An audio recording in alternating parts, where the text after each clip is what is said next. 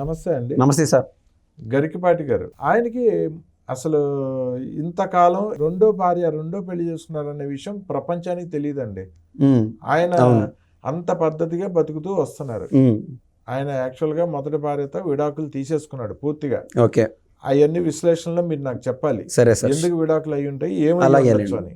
అలాగే sir. So 30 ఏళ్ల తర్వాత విడాకులు తీసుకున్న 30 ఏళ్ల తర్వాత ఈయన బతుకుతున్నాడు, ఆవిడ బతుకుతుంది. అవును. ఇవాళ 30 ఏళ్ల తర్వాత ఆవిడ వచ్చి గరికపాటి గారి గురించి మాట్లాడటానికి ఆవిడకి ఏంటి అర్హత?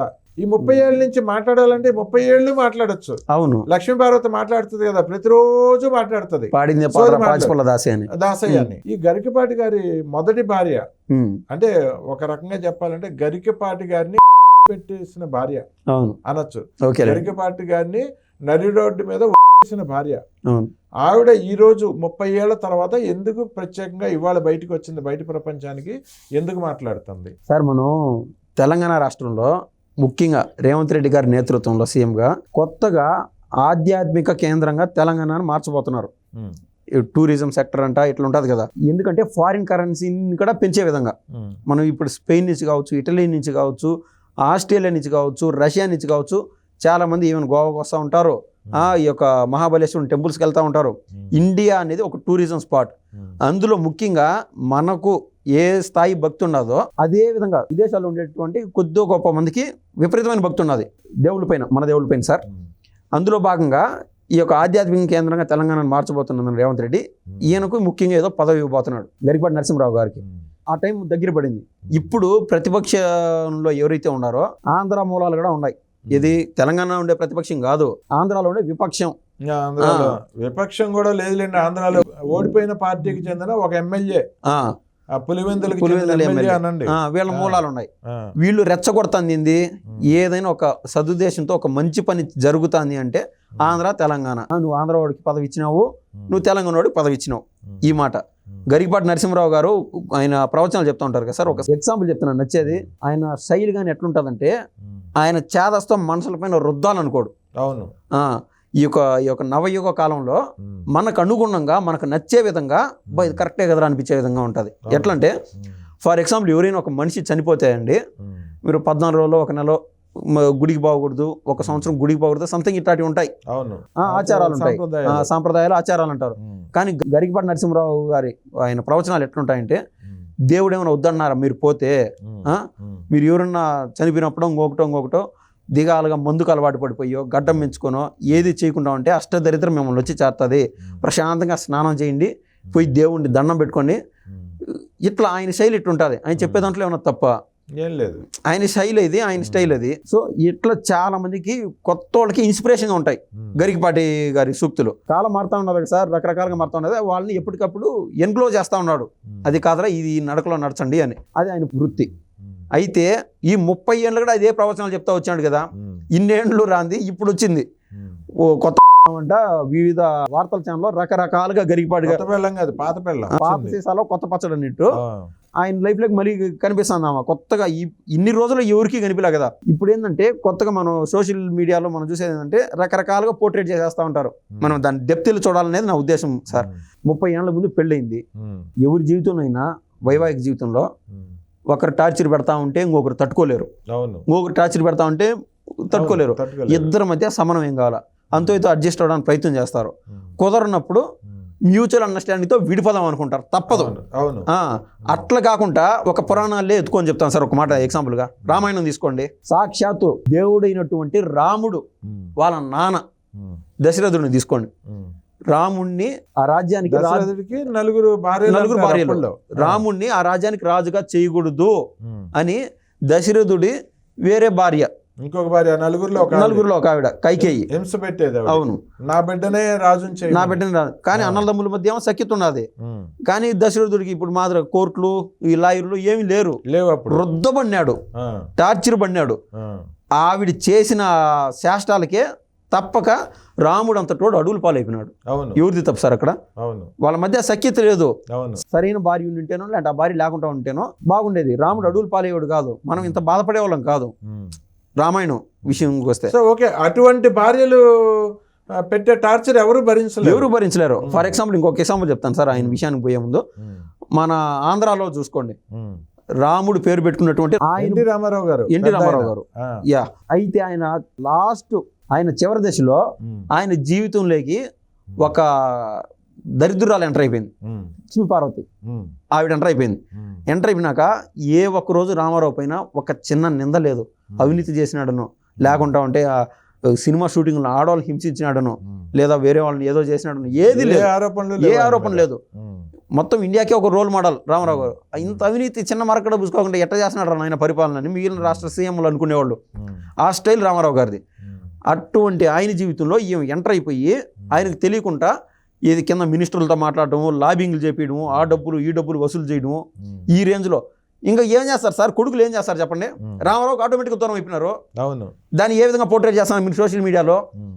రామారావుని చివరి దశలో ఉంటే కొడుకులు చూసుకోకుండా వాళ్ళ పనులు వాళ్ళు చూసుకున్నారు, వాళ్ళు వెళ్ళిపోయినారు. జరిగింది నిజమే, అదేమో రామారావుకు దూరంగా ఉండిపోవాల్సి వచ్చింది. ఎందుకో ఏమో దూరం చేసింది రాణిలా. సార్ ఇప్పుడు మన ఇంట్లో ఏదైనా ఒకటి చెత్త ఉంటుంది, అంటే గలీజ్ ఉంటుంది నడి ఇంట్లో, మనం వెళ్ళగలుగుతామా? అది క్లీన్ అయ్యే వరకు మనం ఇంట్లోకి పోలేము, గలీజ్ పోలేము, అంతే కదా? సో ఆవిడ ఆ దరిద్రాన్ని ఇంట్లో పెట్టుకుంటే వీళ్ళు పోలేకపోయినారు, ఆ మొహం చూపిలేకపోయినారు, వాళ్ళ నాన్నతో మనస్ఫూర్తిగా లేకపోయినారు. తండ్రి బిడ్డలను విడదీసిన పాపం లక్ష్మీపార్వతి. వాళ్ళు తండ్రి కలవాలనే ఉండేది బిడ్డలతో, ఈవిడ కలవనిచ్చేది కాదు. అది కదా. లేదంటే రామారావు ఒకప్పుడు హరికృష్ణ గారి బిడ్డ పెళ్లికి రామారావు గారు బయలుదేరుతుంటే లక్ష్మీపార్వతి అడ్డం పడిందంట. అవును, అడ్డం పడితే ఆయన డ్రైవర్ చెప్పారు, స్వయంగా ఆయన డ్రైవరు లక్ష్మయ్య అని చెప్పి ఒక ఆయన ఉన్నారు, ఆయన చెప్పారు రామారావు గారికి అడ్డంగా చేసుకుని కూర్చుందంట, ద్వారానికి అడ్డంగా, బయటకు వెళ్ళటానికి వీల్లేదా, పెళ్లికి వెళ్ళటానికి వీల్లేదని. రామారావు గారు ఒక తోపు తోసేసామని కుర్చీ మీద నుంచి బయటకు వచ్చేసి లక్ష్మయ్య కారు తీసి వెళ్దాం పదా అన్నారంట రామారావు గారు. సో అటువంటి లక్ష్మీపార్వతి వాళ్ళ నైజం అది. సో ఇదే కోవలో ఇద్దరు ఇష్టం లేకుండా విడాకులు అనేది కావు కదా, ట్రయల్స్ జరుగుతూ ఉన్నాయి, విడాకులు తీసేసుకున్నారు, ఎక్కడికో జరిపోయింది. ఆయనది పర్సనల్ జీవితం. ఈ పర్సనల్ జీవితం అనే దానికి కూడా ఒక్కసారి స్ట్రెస్ చేసి చెప్తున్నాం, ఎందుకంటే అది పర్సనల్ జీవితం అయితే పబ్లిక్లోకి వచ్చేది కాబట్టి మాట్లాడుతున్నాం అని అందరూ అంటున్నారు వ్యతిరేకంగా. అయితే ఎవరైతే ఇద్దరు కలిసి కన్నారో బిడ్డల్ని, ఇద్దరు బిడ్డల్ని, ఆ ఇద్దరు బిడ్డల్ని నిర్దాక్షిణ్యంగా ఏ తల్లినా నా బిడ్డలు నేను చాకుంటాను వెట్టను బో అంటారా లేదా? అంటారు. తండ్రి ఆయనకి ఏమన్నా అన్నం చేయనొచ్చా, లేకుంటే కూరలు చేసుకొని వచ్చా సిచ్యువేషన్ సార్. ఇద్దరు బిడ్డల్లో ఆయనే చాక్కున్నాడు తప్పక. క్రమేపీ రెండో పెళ్ళి అయింది ఆయనకి. ఆ రెండో పెళ్ళి ఎవరినైతే చేసుకున్నాడో ఈయన నేతృత్వంలోనే కదా సార్, అంటే గరికపాటి గారి భార్య కదా. ఏదన్నా అంటే మనం రామాయణంలో చెప్పినట్టు కైకేయి పాత్ర ఏం పోషించాల, నా తల్లి వీళ్ళని ఇద్దరు గర్వంగా చెప్పుకుంటా ఉన్నారు. ఇది ఆ విధంగా చాక్కునింది గరికపాటి గారు ఎవరైతే రెండో భార్యని చేసుకున్నారో, సొంత తల్లి మాత్రం చాక్కునింది. అందుకే కదా తొలి తల్లిపై వీళ్ళు కేసులు వేయడము. సో అసలు ఆ పిల్లల్ని మీ తల్లి ఎవరమ్మా అంటే చిచ్చి ఆవిడ మా తల్లి కాదు మా అమ్మ ఈవిడే అని వాళ్ళే చెప్తున్నారు. మళ్ళీ ఆమె ఎక్కడికి పోయిందో, మ్యూచువల్ అయిపోయినాక, డైవర్స్ అయిపోయినాక ఎక్కడికి పోయిందో, ఎవరిపైన ఇష్టంతో పోయిందో, ఇవన్నీ ఈ 30 ఏళ్ళలో బిడ్డలు ఎప్పుడు గుర్తు రాలేదా? బిడ్డల కోసం వాళ్ళ ఇంటికి పోయి ఎప్పుడు గొడవపడకూడదు, నా బిడ్డలు నాకు కావాలని చెప్పి, లేదా నేను కష్టపడి బతికినాను, అది చేసుకున్నాను, ఇది చేసుకున్నానంటే.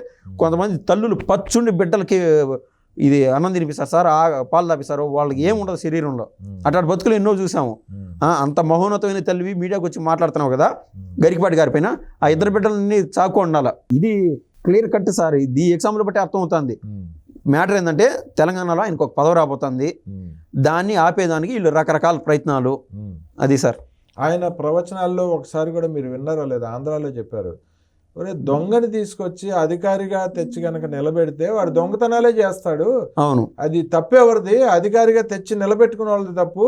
అంటే మీ ప్రజలు మీరే చేసుకున్నారు, ఒక దొంగని తెచ్చి నిలబెట్టుకున్నారు, మరి వాడు దొంగతనాలే చేస్తారని చెప్పి దీంట్లో అర్థం అందరికీ అర్థమైపోయింది ప్రజలందరూ. అంతరార్థము జగన్మోహన్ రెడ్డి అని పేరు కానీ సార్, ఏదైనా ఒక ఎంపీపీనో, ఒక ఎంపీటీసీనో, ఒక జెడ్పీటీసీనో, ఒక ఎమ్మెల్సీనో, ఆ రకాన ఒరే మనం ఓట్లు వేసేటప్పుడు సరైన వ్యక్తిని ఎంచుకోవాలా అంటే ఈయన ఏడు చూచి నొక్కితే ఆడబలి పెరిగిపోయింది.